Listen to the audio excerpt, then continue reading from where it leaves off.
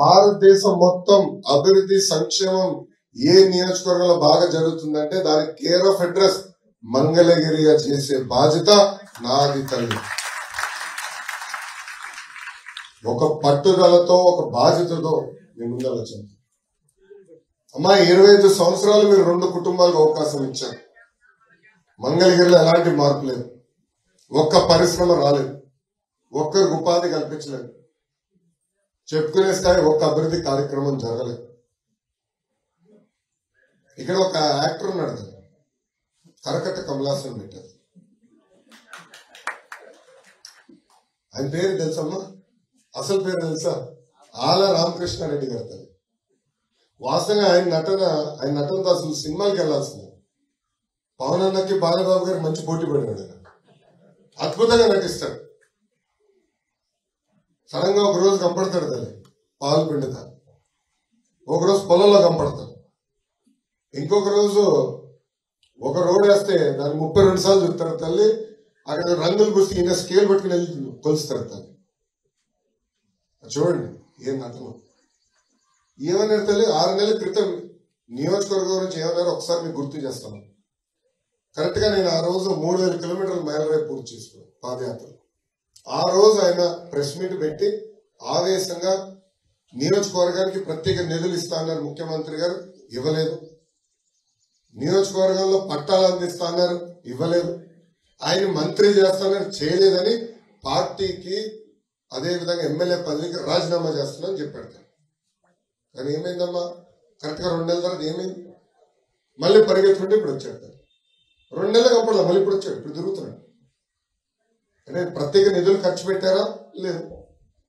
అలానే ఆయన మంత్రి అయ్యాడా? లేదు. పేదలకు ఇంటి పట్టాలు ఇచ్చాడా? లేదు. కానీ ఇప్పుడు మళ్ళీ వచ్చాడు, మళ్ళీ నటిస్తాడు. అంటే పైన పెద్ద యాక్టర్ ఉన్నప్పుడు కింద చిన్న యాక్టర్ ఉంటాడు కదా. అసలు జగన్ గారు కూడా సినిమాకి వచ్చింటే ఆస్కర్ కదా, భాస్కర్ అవార్డు వచ్చేది బ్రహ్మానందం గారికి. ఆయన ఒక పెద్ద నటుడు, కింద ఒక చిన్న నటుడు. అడగడుగునా నటిస్తారు, బుద్ధులు పెడతారు, మాయ మాటలు చెప్తారు, చిన్న కథ చెప్తారు. ఒకరోజు పోలీసులు ఒక నిందితుడిని తీసుకెళ్లి వీళ్ళిద్దరిని చంపేశాడు ఈ నిందితుడు, మీరు శిక్ష చేయాలని జడ్జికి చెప్పారు. అప్పుడు జడ్జి గారు నిందితున్నాడు, ఏంటబ్బా ఇట్లా అంటున్నారు, నువ్వేం చెప్పాలనుకుంటున్నా అంటే అంతా స్టోరీ చెప్పాడు. నేను ఎంత చదివా తల్లి తండ్రులు లేని వాళ్ళు నన్ను వదిలేసేయండి సార్, నేను ఏం తప్పు చేయలేదు, కావాలని పోలీసులు ఇరికిచ్చారు. జడ్జి గారు అయ్యో పాపం అని పోలీసులు వైపు చూసి ఎందుకే వదిలేచ్చు కదా సార్, భలే ఉన్నాడు, తల్లిదండ్రులు చంపింది వీడే అని చెప్పారు. అలా ఉంది ఈరోజు జగన్మోహన్ రెడ్డి గారి పరిస్థితి. సొంత బాబాయిని లేపేసి ఈరోజు ఈ అరుపులు అరుస్తుంటే ఎట్లా నమ్మాలి? ఏమా 5 సంవత్సరాలు ముఖ్యమంత్రిగా చేశారు ఆయన. 3 ప్రాంతాల్లో రాజధాని, కర్నూలు, అమరావతి, విశాఖపట్నం. ఒక్క అభివృద్ధి కార్యక్రమం జరిగింది. విశాఖపట్నం మొత్తంలో శంకరరావు కార్యక్రమం చేశారు తల్లి. ఆయన ఒక్క పని చేశాడు, 500 కోట్ల రూపాయలు ఖర్చు పెట్టి ఆయన కోసం ప్యాలెస్ కట్టుకున్నాడు. 500 కోట్ల రూపాయలతో ప్యాలెస్, కొండనే గుండు కొట్టి ప్యాలెస్ కట్టేశాడు. అసలు 500 కోట్ల రూపాయలతో ఏముంటుందో లోపల నాకు తెలియదు. ఫస్ట్ తెలుసుకోవాలనుకుంటా ఎన్నికలు అయిన తర్వాత లోపల ఏముందని. అదే కానీ 500 కోట్ల రూపాయలు మంగళగిరిలో ఖర్చు పెట్టుంటే కనీసం ఒక 25-30% భూగర్భ డ్రైనేజ్ అయిపోయింది. ప్రతి ఇంటికి తాడేపల్లి టౌన్ మున్సిపాలిటీలో ప్రతి ఇంటికి మనం పైప్ లైన్ ద్వారా నీళ్ళు ఇచ్చే పరిస్థితి. అదే 500 కోట్ల రూపాయలు మంగళగిరిలో ఖర్చు పెట్టుంటే ప్రతి నిరుపేద కుటుంబానికి ఇల్లు కట్టేసే పరిస్థితి, ఇల్లు కట్టించే పరిస్థితి. కానీ డబ్బులు దుబారా ఖర్చు చేస్తారు, అభివృద్ధి ఎక్కడ లేదు. ఈరోజు లక్షల ఖర్చు పెట్టి పిల్లల్ని బాగా చదివించుకుంటే ఉద్యోగాలు ఉపాధి రాని పరిస్థితి. అందుకే పవన్ అన్న చంద్రబాబు గారు కలిసి చాలా స్పష్టంగా మొదటి హామీ బాబు సూపర్ 6 లో 5 సంవత్సరాలు 20 లక్షల ఉద్యోగాలు ఆంధ్ర రాష్ట్ర పిల్లలకి కల్పిస్తారు. First agenda Telugu Desam Janasena party ప్రభుత్వం ఫస్ట్ ఎజెండా భూగర్భ డ్రైనేజ్ ఈటీపీ, అది తప్పనిసరిగా పూర్తి చేస్తాం. రెండోది నీరు అందిస్తాం. మూడోది గతంలో తాడేపల్లి మున్సిపాలిటీ వైకాపా చేతుల్లో ఉండేది, వాళ్ళు అడ్డగోలుగా ట్యాక్సులు పెంచేశారు. అంటే ప్రభుత్వం పైన వ్యతిరేకతనం పెంచేదానికి అడ్డగోలుగా ట్యాక్సులు పెంచారు. ఈరోజు మంగళగిరితో పోల్స్తే తాడేపల్లి ఎక్కువ ట్యాక్స్ ఉంది, ఇంత లేదు మంగళగిరి. కావాలని మిమ్మల్ని వేధించడానికి చేశారు తల్లి. సో మన ప్రభుత్వం వచ్చినంటే ట్యాక్సెస్ కూడా రేషనలైజ్ చేయాల్సిన అవసరం ఉంది, తగ్గించే బాధ్యత కూడా మేము తీసుకుంటామని ఈ సభాముఖంగా మీ అందరికి నేను హామీ ఇస్తున్నాను. ఇప్పటికే నేను చాలా ఎక్కువ వేధిస్తున్న సమస్య ఈ ప్రభుత్వం ఆ ప్రభుత్వం ఏ ప్రభుత్వం వచ్చినా కూడా న్యాచురల్ రిసోర్సెస్ రాష్ట్రంలో విచ్చలవిడి దోపిడీ జరుగుతుంది. దీనికోసం న్యాచురల్ రిసోర్స్ ప్రొటెక్ట్ చేయడం కోసం ప్రత్యేకంగా ఏదన్నా ఒక సెల్ పెట్టి రాష్ట్రంలో దాని అనుమతితోనే న్యాచురల్ రిసోర్స్ జ్యుడిషియస్ గా యూజ్ చేయడానికి ఏదన్నా ఆలోచన చేస్తుందా ఈ ప్రభుత్వం వస్తే? ఎందుకంటే ఇది ఇలాంటి దుస్థితి, మన న్యాచురల్ రిసోర్సెస్ కాపాడండి, దానికి ఒక సెల్ పెట్టండి అనే దుస్థితి ఈరోజు మనకి వచ్చింది. సో ఇప్పుడు కనుక మేల్కోకపోతే ఇక భావితరాలకి కనీసం తాగడానికి నీళ్లు, నుంచోడానికి చెట్టు కూడా ఉండదని నేను కోరుకుంటున్నాను. చంద్రబాబు నాయుడు గారు ముఖ్యమంత్రిగా ఉన్నప్పుడు చాలా సిస్టమేటిక్ గా శాండ్ అమ్మేవాళ్ళు. ఆనాడు ఇసుక ఉచితంగా ఇచ్చేవారు, కేవలం ట్రాన్స్పోర్టేషన్ ఛార్జీలు పెట్టుకుంటే చాలు. ఆనాడు ట్రాక్టర్ ఇసుక 1000 రూపాయలు దాటేది కాదు, ఇప్పుడు అదే ట్రాక్టర్ ఇసుక 5000 అయింది. ఎన్జిటి ఆర్డర్లు వచ్చినా కూడా ఈ రోజు అడ్డగోలుగా ఇసుక దోచేస్తున్నారు. దానివల్ల భూగర్భ జలాలు తగ్గిపోతాయి. అది ప్రధానమైన సమస్య మన ముందలుంది. పాత ఇసుక విధానం మళ్ళీ మేము అమలు చేస్తాం, కట్టడి చేస్తామని సభాముఖంగా నేను హామీస్తున్నాను. నంబర్ 1. నంబర్ 2, మీరు గ్రీన్ కవర్ గురించి మాట్లాడారు, చాలా మంచి మాట. బాబు గారు ఆనాడు ముఖ్యమంత్రిగా ఉన్నప్పుడు ఒక పద్ధతి ప్రకారం గ్రీన్ కవర్ పెంచాలనే లక్ష్యంతో పనిచేశాం. భారతదేశంలోనే ఎక్కువ శాతం గ్రీన్ కవర్ ఆంధ్ర రాష్ట్రానికి ఉండాలనేది మా లక్ష్యం. కష్టపడ్డా, తీసుకొచ్చా. ఈ ప్రభుత్వం ఎర్ర చందన చెట్లు కూడా కొట్టేసింది. ఉండవల్లో కొండలు కూడా, నేను ఇక్కడున్న శాసనసభ్యుడు ఆల రామకృష్ణారెడ్డి గారు అర్ధరాత్రి అడ్డవలు కొట్టేస్తుంది. మా నాయకులు వెళ్ళారు, పోరాడితే తిప్పి మా పైన కేసు పెట్టారు. ఈరోజు మీకు ఒక శుభవార్త, నేను ఎఫిడవిట్ వేయాలని నేను ఆర్టీఐ వేశాను మా పోలీసులకి, నా పైన ఎన్ని కేసులు ఉన్నాయి. ఇన్నాళ్ళు 22 అనుకున్నాను, ఇప్పుడు బంపర్ ఆఫర్ 2 ఎక్స్ట్రా ఇచ్చాను. 24 కేసులు పెట్టారండి నా పైన. 2019 నుంచి 24 వరకు 24 కేసులు. అటెంప్ట్ మర్డర్ కేసు ఉంది, ఎస్ఎస్టీ కేసు ఉంది. అమ్మా స్టాన్ఫర్డ్ లో చదివినా నేను. చట్టాలంటే నాకు చాలా గౌరవం. ఒక పదం అటు ఇటు దూరితే మా తల్లి ఇప్పుడు కూడా నన్ను తిరుగుతుంది. కొడుకే కదా వదిలిపెట్టదు, ఇప్పుడు కూడా నేను వాయించుతుంది. 2019 ముందర నేను ఏనాడు పోలీస్ స్టేషన్కి వెళ్ళా, ఇప్పటికి 6-7 సార్లు వెళ్ళా. పోలీస్ స్టేషన్ కాస్త అత్తగారు వెళ్ళాను, అట్లా అయిపోయింది పరిస్థితి. అంటే ఎవరు పోరాడినా కేసు గట్టిగా నిలదీసి అడిగితే అటెంప్ట్ మర్డర్ ఎస్సీ/ఎస్టీ కేసు అందరి పైన పెట్టారు. పవన్ అన్న పైన కూడా పెట్టారు కదా, క్రిమినల్ కేసు పెట్టారు కదా. అంటే అడ్డగోలుగా హెరాస్ చేస్తున్నారు. We have to fight together. Natural resources విచ్చలవిడిగా ప్లండర్ చేస్తారు. బాబు గారు ఉన్నప్పుడు వెరైటీస్ కానీ, అదేవిధంగా క్వారీలు కానీ ఒక సిస్టమేటిక్ గా నడిచేది. డ్రోన్స్ పెట్టేవాళ్ళు ఎంతవరకు తీయాలి అంతే తీయాలనేవారు. కానీ ఈ రోజు వాళ్ళు కూడా ఇబ్బంది పెడతారు. మీరు చూస్తే గ్రావెల్ క్వారింగ్ చేసిన అందరూ మూతపడ్డారు. చిన్న చిన్న కాంట్రాక్ట్ అందరూ మూతపడ్డారు. సో ఇదంతా స్ట్రీమ్ లైన్ చేయాల్సిన బాధ్యత ఉంది. కేవలం మీరు ఇది ఒకటే మాట్లాడారు, న్యాచురల్ రిసోర్స్ అన్ని వ్యవస్థల్ని విధ్వంసం చేస్తున్నారు. ఒక జ్యుడిషియరీ తప్ప అదొకటి చేయలేకపోయారు, వదిలేసి అది కూడా చేసేవారేమో. అది తప్ప అన్నిటిపైన దాడి చేస్తున్నారు, అన్ని వ్యవస్థలపై విధ్వంసం చేస్తున్నారు. పోలీస్ తీసుకోండి, న్యాచురల్ రిసోర్సెస్, మైనింగ్ డిపార్ట్మెంట్ అయితే అడ్డగోలుగా చేశారు. రేపు మన ప్రభుత్వం వచ్చిన ఫస్ట్ ఎంక్వైరీ మైనింగ్ లోనే వేయాలి. అయినా అడ్డగోలుగా చేశారు, బుక్ అడ్జస్ట్మెంట్స్ చేశారు, లేని ఇసుక స్టాక్ కింద చూపించేసి అప్పు తీసుకొచ్చారు, గందరగోళం చేశారు ఆ department. So we have to be very firm going forward. Thank you. కాదు కానీ విజనరీ ఉన్న నాయకుడు చంద్రబాబు నాయుడు గారు రేపు గవర్నమెంట్ వస్తే ఎక్కడ కూడా ప్రకృతిని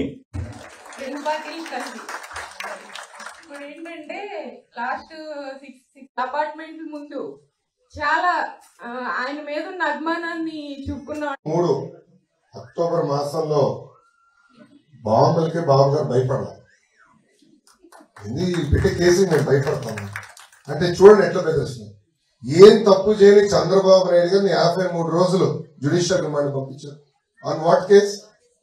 స్కిల్ డెవలప్మెంట్ అన్నారు, 3000 కోట్ల అవినీతి అన్నారు, తర్వాత 270 కోట్లు అన్నారు, ఇప్పుడు 27 కోట్లు అంటారు. నేను మిమ్మల్ని అందరినీ ఆలోచించమంటున్నాను. నిజంగానే బాబు గారు డబ్బులు సంపాదించాలనుకుంటే ఆనాడు హైదరాబాద్ లో ఎకరం ₹1,00,000 కూడా లేదనుకుంటా, ఆయన 1000 ఎకరాలు కొనుక్కుని ఉండొచ్చు. సింపుల్ గా ఆ రోజే 1000 ఎకరాలు కొనుక్కుని ఉండొచ్చు. ఇంకా ఆయన తెలుసు కదా అభివృద్ధిలో ఆయనే కొనుక్కుని ఉండొచ్చు. లేదా అమరావతి రాజధాని ఇక్కడ ప్రకటించే ముందర ఒక 400-500 ఎకరాలు ఆయన కొనుక్కుని ఉండొచ్చు కదా. కానీ ఏనాడు చేయాలి. క్రమశిక్షణ పట్టుదలతో మనం పనిచేయాలి. మీరు ఇంకో మాట అన్నారు తల్లి, అసలు మహిళలకి ఆర్థిక స్వాతంత్రం తీసుకొచ్చింది చంద్రబాబు నాయుడు. డ్వాక్రా సంఘాలు ఏర్పాటు చేసిన చంద్రబాబు నాయుడు. ఈ రోజు మన ఇంట్లో కూడా చూస్తే మహిళలు ఆర్థికంగా సొంత కాలుపైన ఉండాలని ఆయనే చెప్పారు. ఈ రోజు నా క్రెడిట్ కార్డ్ బిల్లు ఎవరు కడుతున్నారు? బ్రహ్మి కడుతుంది. నేను రోడ్ల మీద తిరుగుతా, నా క్రెడిట్ కార్డ్ బిల్లు బ్రహ్మి కడుతుంది.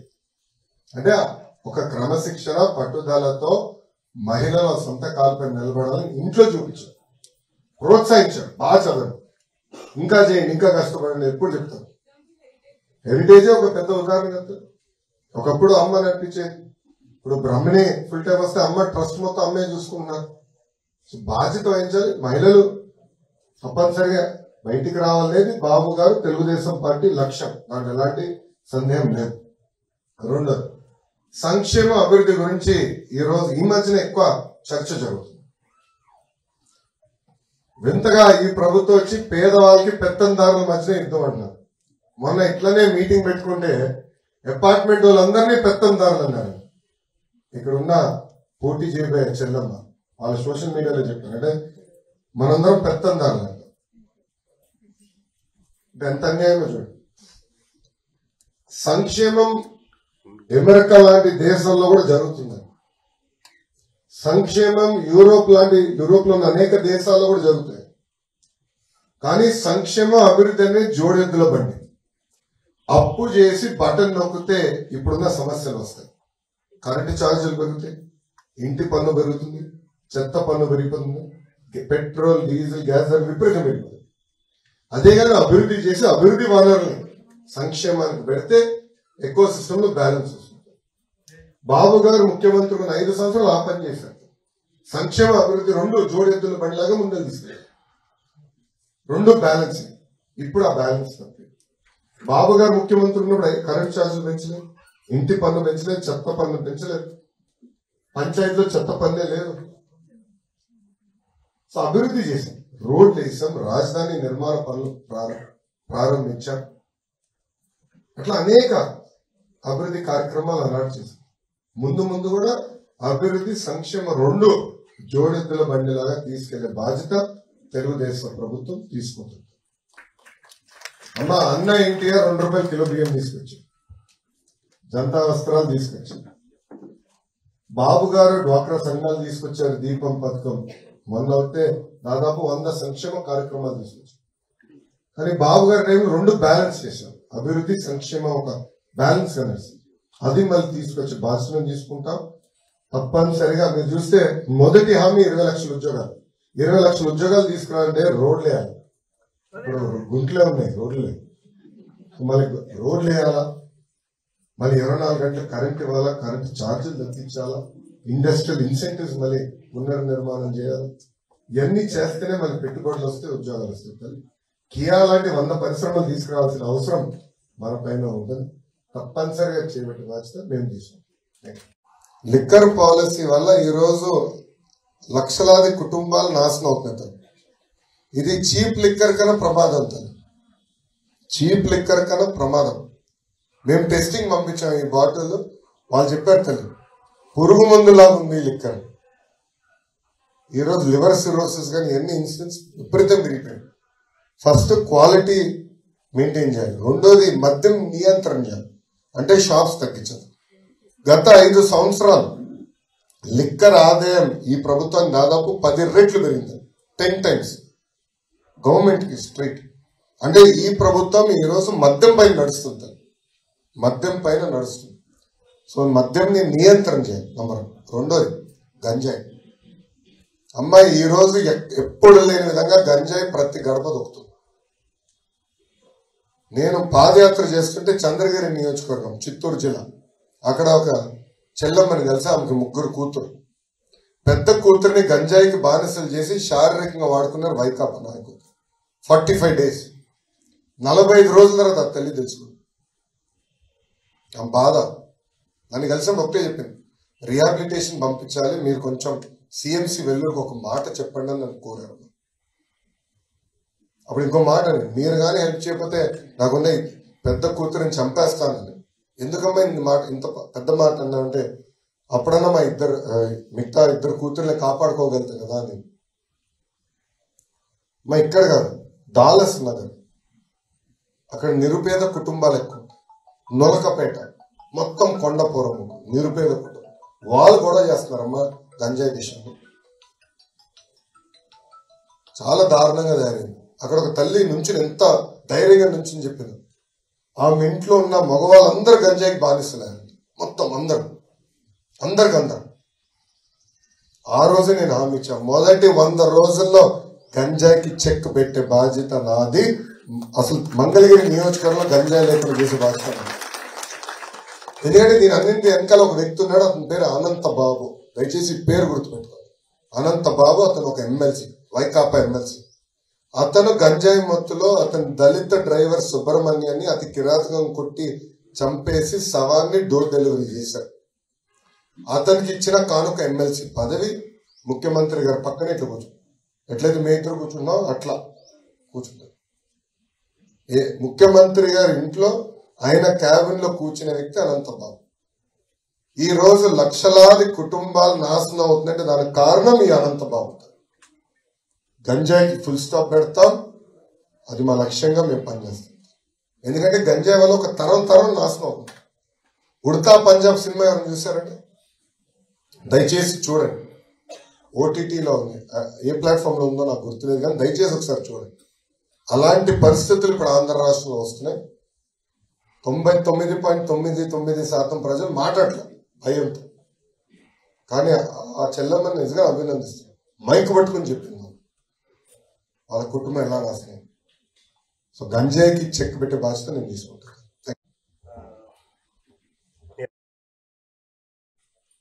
యువతను చూస్తే చాలా అభివృద్ధి పరంగా చదువుకోవాలి, మంచి ఉద్యోగం చేయాలి, చాలా పైకి వెళ్ళాలి, సమాజంలో చాలా గొప్ప పేరు తెచ్చుకోవాలని అందరూ తలుచుకునేవాడు. సో అలాంటి ఇన్స్పిరేషన్ ఈ రోజులో ఒక 5 ఏళ్ల మట్టో లేకపోతే ఒక చూస్తూ ఉంటే చాలా యువత చాలా విధంగా అన్ని విధాలుగా పాడైపోతున్నట్టు కనపడుతుంది. నాకు ఇంటర్నెట్ సోర్స్ అయి ఉండొచ్చు, లేకపోతే మన సభ్య సమాజంలో చుట్టూ ఉన్న మనుషులు వాళ్ళని చేంజ్ చేస్తూ ఉండొచ్చు. బట్ మన చంద్రబాబు నాయుడు గారు ఎప్పుడు చెప్పే మాట చాలా ఇష్టమైన మాట, అప్గ్రేడ్ లేకపోతే మీరు ఎప్పుడు అవుట్డేట్ అవుతారని చెప్పి ఆ మంత్రం చెప్తా ఉంటారు. సో ఆ మాట నాకు చాలా నచ్చిన విషయం అనమాట. సో యువత అసలు అలాంటి విషయాలుగా మన తర్వాత ఉద్యోగం మంచిది కావాలి అంటే మంచిగా చదవాలి, లేకపోతే సమాజంలో ఏమైనా సేవ చేయాలి అనే తలంపు ఎవరికి కలగట్లేదు. సో యువత నేను మీ విధంగా మీ యువగణం అలా నేర్పింది చాలా మందికి. సో చాలా దగ్గరగా చూసాం, మీ 3000 కిలోమీటర్లు దాటిన ఘట్టం. సో మీరు చాలా సొసైటీకి చాలా దగ్గరగా అవన్నీ అర్థం చేసుకుని మీరు ఒక డైరీలో రాశారని చెప్పారు.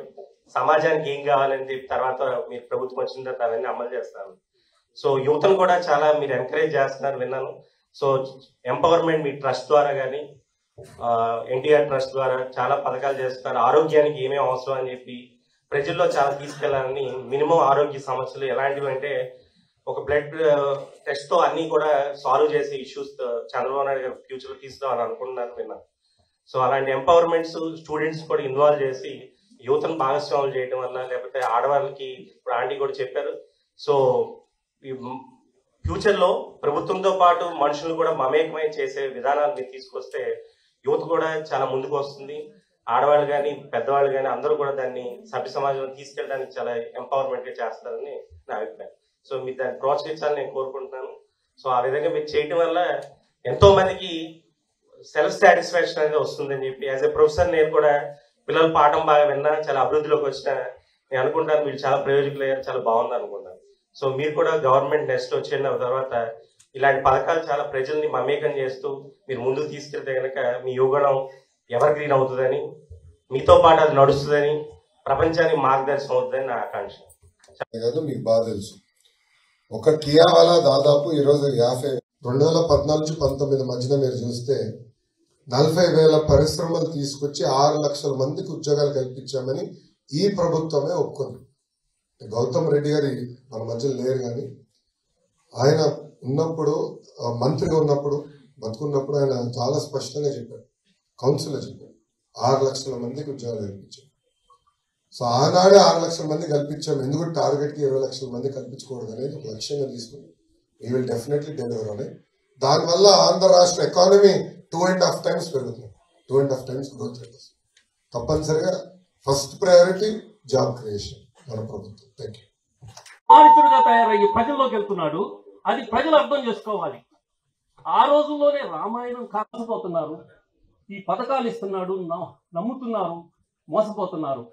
దీన్ని end of the day development, farming, they will always be a little bit of fight, nothing new. ఇక్కడనే కాదు, హిస్టరీ మొత్తం తీసుకున్నది వస్తుంది. That is where irrigation becomes very very important. Development అనేది అనివార్యం.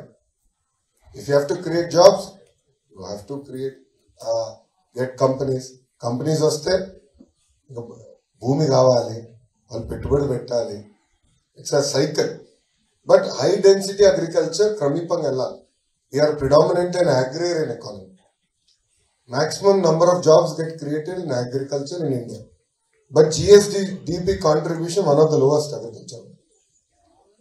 మీరు ఇతర దేశాల్లో చూస్తే maximum number of jobs are created in services sector and manufacturing sector.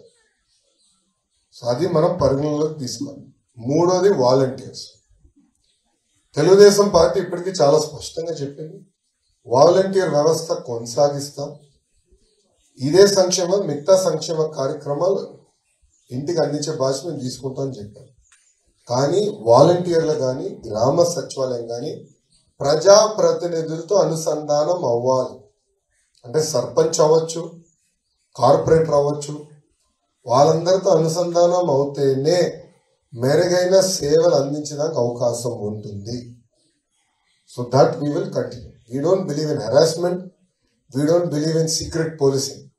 ఇప్పుడు ఈ ప్రభుత్వం ఏం చేస్తుంది, వాలంటీర్స్ ని వాడుకుని టీడీపీ ఓటర్ ఎవరు, వైకాపా ఓటర్ ఎవరు, అదండి. ఇప్పుడు ఏమైంది, చివరికి ఎలక్షన్ కమిషన్ ఎవరో కంప్లైంట్ చేశారు, వాలంటీర్స్ 2 నెలలు పని చేయకూడదని ఎలక్షన్ కమిషన్ ఆర్డర్ ఇచ్చింది. Why are they using for political gains? ఎందుకు వాడుతున్నారు? సో కాస్ట్ సర్వే ఇప్పుడు కొత్త చట్టం తీసుకొచ్చారమ్మా, దానికోసం ఏదో హడావుడిగా చేస్తున్నారు. ఇన్నాళ్ళు పట్టించుకోవాలి, ఇప్పుడు చేస్తాం. సో ఈ విధానం తీసుకొచ్చారు, అది స్ట్రీమ్ లైన్ చేసే బాధ్యత మేము తీసుకుంటాం.